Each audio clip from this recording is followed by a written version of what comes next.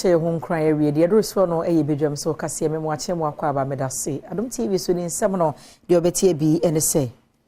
wono mo a etoto nam ewo Jamestown wo kire mu a sade musie ene wo modi asie no ye ne adokotafo bi atwetwe eho enkomo sanso na afutu akwa aba maburudo na asesa abato okoso se ya abato ho menteme ho asese kantwe ni tuo bono ne nyina mfaso bia ene so sefia sanwen so adwadifo ma wo kire mu a edwana woti mu to ade no enkoye kra we ne nsem wahodo bi enam de so mo se bedwam so kase DSTV channel 280 Go TV channel 119 wushia me ya freme anoche wa ba ajwa se wa fenche mo no me de to so abaun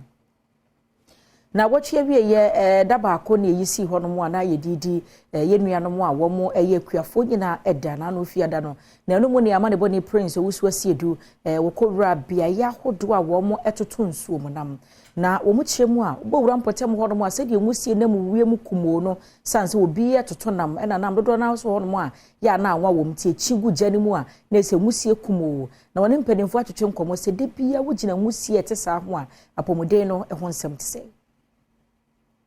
wa mami ya bane wo mo etoto no hawa wonemu bi ne amane bofo prince owusu eno matwetwe nkomora ye de akye ne mfi wono de nkwa abadwo nsemo na ukwa fomena NDC abodwoko no opanyina wono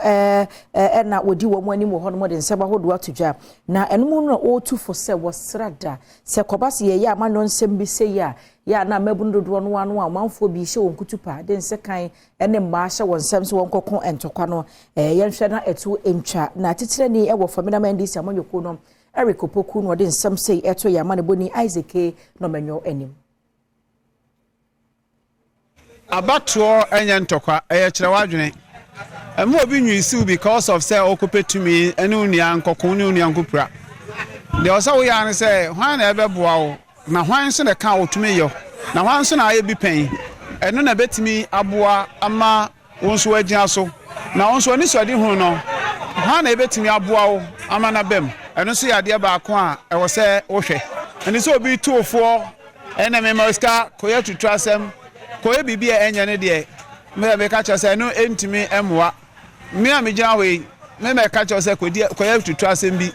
ena Ghana nkosa na akoda fi ase koye de emfata ba futa be ma ne se NDC ne betumi aboa wo news MPP for the sorry say kwanse no wafa so ntomo mpene so enye NDC for na eka enti we akan ye de ato etim NDC for nso mo beti enka nche ye be ko ho aye demonstration bi a kire say ye ntoma 2024 ye ko han dan yo e wo so mo start ye hu bibi ansa na 2025 NDC ba power ye tumi hu say DC e oba na ho no wokotena na tumi aboa fomna me srem panfo say wo de nanom nyina mrem eye no guase say de asie nyamframa bi na faaye ne ye tumi aye dan ni say di a me wura ho Emmanuel Reagan eya santimantam mu mabunu dom frefo abedi akire onu so de tudwa se e free brandy si amanyokuo no epenso wo si ayaresabia wonom abaton pesua no so honom no enya de sa banye tisui watumi aye bibia aboa wonom ne senti wonom nhwe na eduru abato bre no wonto aba entia MPP amanyokuo NDC ne amanyokuo a edimpuntu djuma ba dance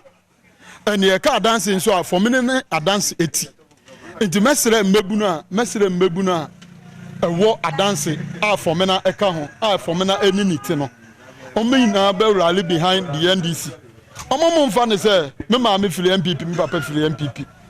obetu aba ma MPP na mpuntu obi e ma wabrabo mu a na mfa so obe na ewo so se obetu aba ye to aba de pempuntu ye nto aba nka se we ye me party we ye me bibi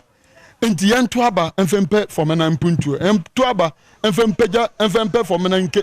mpeja anu na ehia enti mabuna ho fomena yemfiri fomena ne enko bibia ne anu ya so bekwa ne ekogire wo se wiasanwe so wo mu edwa no meche de di nkan na adwarifo bi wo ho no mo de adehwede eto mpanifo eka bi wo madim se wo sra da adwa no efiri so si ya chapa so to so de mususu a ayedada sanso na esi adwarifo no ya aboro adankora dodo ye wo edwa ni mu enti dodo na anya bia ya wode wo nneoma begu ne bi nso nya ba bi entena enton ade enti wo stress bia nkampanifo metire mu se bia adwade ho nsem bekoye wo nsuo fo na fo nneema nyina hanya asamre ma kura asamre ma ne yesra na wode bo ba be sam kakra ma ye no de ye ho kire ye wo mu de anka wɔ sɛ yɛnya edwa kɛseɛ kakra yɛnya baabi a hɔ baa na sɛ yɛnya baabi a hɔ baa kora na sɛ kora no wɔ mo si ne papa ma yɛnya anka bɛboa yɛn asen wei sei na yɛti yɛn tɔ hwee ɛna ha so asetena no ayɛ bibie wɔ hɔ kɛsi edwa yi mu ɛha nyɛ kɛsi na sɛ kɔ mo yɛ sɔ ko mesi dwa ma yɛn nso yɛ dwa na ama so kɛsi ya baabi a yɛte na nyɛ ɛmo ha na ɛha yɛn kɛsi nam na nkɔnkyɛ bɛyiyi kɔ nti kɛsi ya no yɛhia mmoa paa nti tam bia yɛka sɛ ha deɛ ɛsɛ ka yɛsi dwa papa ma yɛn nso yɛnya nkurɔfoɔ mbɛboa yɛn. Frank Nelson aka assemblyman ewa Sarinsu A woni amane boni atwetwe nkomo a wahyɛ adwadifuo nyinaa bɔ sɛ se wonya akwanya esan so bɛyɛ assemblyman biom ɛwɔ wɔnom kurom hɔnom a obɛhwɛ ama wɔnom asidwa foforo ama wɔnom assemblyman wo sɛ MP kura so wɔ da me sure say sadden so bam any market edu mende asese a yidi market kitwa kakra ɛwɔ asan so na yini bia ai disa ejano nti mebbo me homo de say mfie nan bi mu a yesa beto abama me no the first year no say no kishe say asan so de didwa say de ti aso say do pa ni bi ni so bi say adwa ni bi no na ade ba ko si me so ko say wo empower emma da bia no ifie aso bi o esi atona ne nam ha Yɛmfiri ne nkɔ nano na watwe awie MPP amonyoko no fan constituency abato ye kɔso no panyini baako ya woyi ne ti ɛyɛ enkane no commissioner Emma Customs Division ɛyɛ GRA Colonel Kojo Damwa na woyi ne ti wɔ German South ɛna ɔmanfo wɔ hɔ no delegate no ɛhunu sɛ panyini di wɔ manimu a ɛyɛ yenti wɔ modi tumi no ama no ne no ɛna wɔsrɛ ɔmo wɔ nyina sɛ wɔnhwɛ nto aba ne ma no afimpinu ɛne aduonu na abato mu ni say party no a ye wa ha ne be kan ye ho abom meka ne say party na bre wa ha because ya bre kire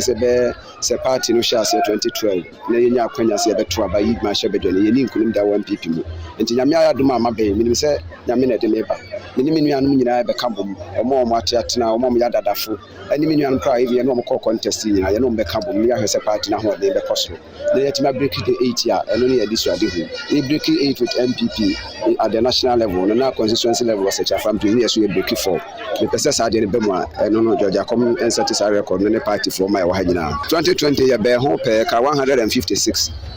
say votes na to ye mfa homa mo to ho de but we ha ho keka aba party ni mo na che say yes a pray na ye kunkudi a ye betimi age na minim say de me manfo ade wo doctor machi me nuan mo to aba delegation so a kire wo do no a me kura me ho adwiri me fi say me hwe votes na ba ye no a na che say mo pe masem Richard Jamina eye National Treasurer MNPP amanyoku no ni amane boni enkomo twetwen mu ene wodi ato wono mu a wokɔpreye ewa kansie ni mu ansu wani nkunim nyina anim sɛ wonka wo humum na wo nyina no emeko enya adwumaden true verdict of our delegates